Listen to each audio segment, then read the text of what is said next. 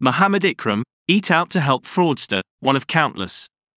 This sack of shit has been jailed at Bradford Crown Court for just 2.5 years for £434,000 of fraud through the Eat Out to Help scheme during the COVID pandemic. Mohammed Ikram pleaded guilty to 20 offences, including 19 of fraudulent claims through the scheme relating to 8 food outlets, nearly all fictitious. Given these subhumans are the UK's version of the mafia, not surprisingly he was also a Keighley town councillor until 2022 when he resigned. Wonder why he resigned and how much harm he caused there. Everyone knew in spring 2020 when the government announced the COVID loan scheme that it would be ripped off by these invaders. They have already written off billions due to fraud. It is impossible to estimate how much has actually gone to inbreeds like this, just as with this eat out to help bullshit.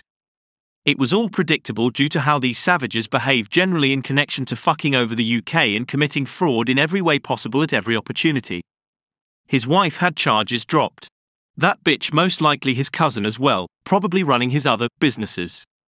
Of course, the court heard Ikram was caring for his ill elderly parents, which is standard shit in court for these invading inbreeds.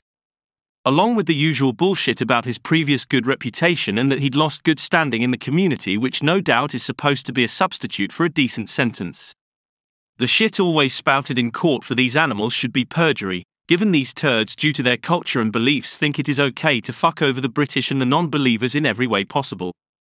This is clearly in their terrorist training manual religious book amongst other horrors, yet, we have to believe these savages have enriched our country, the UK and Western Europe when they cause nothing but harm.